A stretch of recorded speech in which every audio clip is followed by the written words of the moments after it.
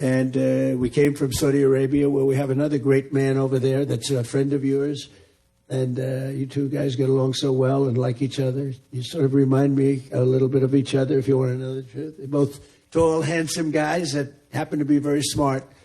But he's also a very special guy, and it's good to see all the relationships forming in the Middle East, because the Middle East is really being talked about all over the world, and we're having a lot to do with it. We're helping a lot, but they're doing a tremendous job. So I just want to thank everybody very much for being here. I want to thank the media. The media has been very fair, actually, and it's a great honor to be with you. This is, you take a look at this room. This room is the real deal. That's called white marble. It's very hard to buy. Believe me, I know very well, because you try to buy it, you can't buy it. And you just take a look at what you have here. It's been incredible what you've been able to build as a nation. And we're with you all the way, and you know that.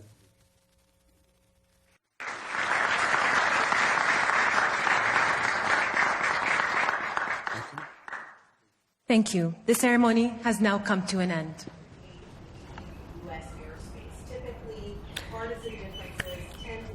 Well, I have to say that was a relatively short ceremony, given what we have seen over the last, 36 hours in Riyadh, where I think I'm right in saying we saw 3 speeches, somewhat off the cuff on one of them by the US president. He does somewhat, he's got a somewhat sort of liberal use of the term special relationship. He used to be kept for the sort of US-UK relationship, but he's oft times, it seems, over the past 36 hours talking about the special relationships that he has with these Gulf nations, also talking about, how good-looking these leaders are and how strong they are.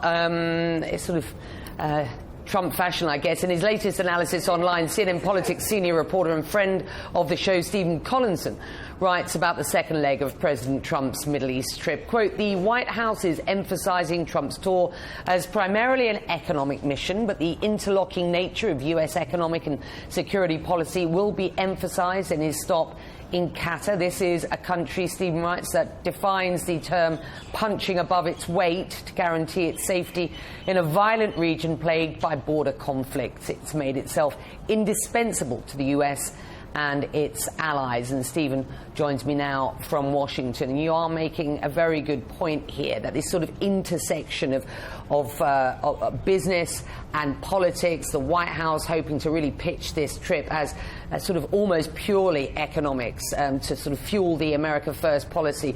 Certainly here, this is a country which has a very strong mediation pillar and is a very useful and indispensable partner, as you rightly point out, to the US president at this point, Stephen. Yeah, if you look at the list of tasks that Qatar has accomplished on behalf of the US, it's quite extraordinary. Not only are they deeply involved in mediating the release of hostages, for example, in the Israeli-Hamas conflict in Gaza, and presumably if there's ever a peace deal, they would be hugely involved in what comes afterwards in Gaza. But their influence stretches right throughout the Middle East. During the US war in Afghanistan, they were a conduit to the US, to the Taliban. They played a huge role in facilitating the US evacuation from Afghanistan at the end of the war during the Biden administration. But they're active in their own interests and on behalf of the United States as far away as Venezuela. They got involved to help free some hostages from the Maduro regime, brought some Americans back to the United States.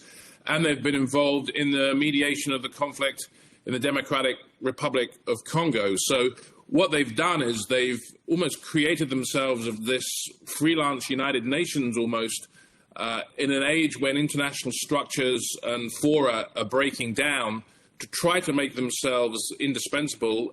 Obviously, a lot of that is to do with the fact that they are in a very dangerous neighborhood. They need US support and security guarantees, part of which is fulfilled by that massive airbase that you were talking about outside Doha. Let me bring in Firas Maksad. Stephen, stand by. He's the Euro-Asia Group's managing director for the Middle East and a recognised expert on the geopolitics of the Arab Gulf states. And you and I spoke last Thursday to preview this 3-stop tour. So far, has it exceeded expectations? Would that be a fair description, or what's yours? Becky, it was better to be with you in person last week, but it's also great to be on the show again. Thank you. I think that's fair to say, yes, absolutely. I think much of the focus, and rightfully so, going into this was on the commercial aspect of Trump's trillion-dollar tour in the Middle East. And I think that's certainly the case, as we saw with these signing of agreements, whether it was with Boeing today or $142 billion in defense deals in Saudi Arabia yesterday, the largest deal ever. There's certainly a very strong commercial component. But I think Trump has been very careful and very, I would say, keen on unlocking geopolitical successes, too. Certainly the announcement that came out of Riyadh yesterday about the lifting of sanctions on Syria, which has implications far beyond Syria. I mean, to borrow an analogy from a friend who's going into the White House, Syria is the row house that sits in the middle of the neighborhood. Whatever happens in Syria doesn't stay in Syria. So very significant political wins here for President Trump. And we'll have to wait and see whether in Doha today he'll also be able to unlock, hopefully at a minimum, some aid access to Gaza that has not been able to receive any food or aid for the past 2 months, but even perhaps beyond that, a temporary ceasefire. Let's just pause there and discuss Gaza, because I've been told today that there is a high-level Israeli delegation on the ground here in Doha. Steve Witkoff is here.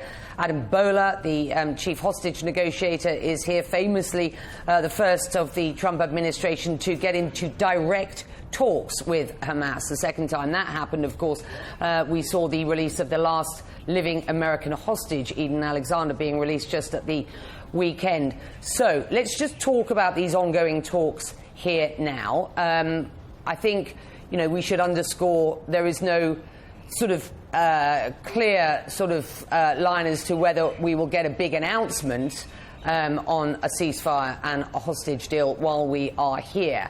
But to your point, the Qataris will be leaning heavily on the US president with his team here on the ground to try and effect some sort of solution to what is going on. How do you read those current talks, the current atmosphere, including that of the US and Israel here? Yeah, we're all trying to read the tea leaves. Here's what we know. President Trump is personally very sensitive to the idea and the images of starving babies and people in Gaza. And so he is personally invested at a minimum in trying to get a deal that would see aid come into that territory. Another sign to sort of take note of is the fact that the scheduled meeting between the president and the Qatari Emir, Sheikh Tmim, today went for 2 hours. Was scheduled for half an hour, went on for 2 hours. A lot of speculation as to why it went so long. Was there a phone call that was placed to the Israeli prime minister? But I think what it safely tells us is President Trump is that invested in trying to move that deal along. His envoy, Stephen Witkoff, has been in Doha trying to hammer that 11th hour deal, met with the families of the hostages, the Israeli hostages who flew in for that. So we're seeing a lot of American political capital being invested on this issue. And honestly, if it doesn't pan out and he doesn't get a deal, I don't think that this is going to, the blowback is going to be on Qatar on this. I think we've got to look very closely at the changing nature of the relationship between the American president and the Israeli prime minister, an unprecedented gap that has opened up between the two men at a time when traditional U.S. foreign policy towards Israel is no daylight between the two allies. I think it's safe to say that there is daylight, and perhaps if no deal in Doha today on hostages or aid, more daylight to come.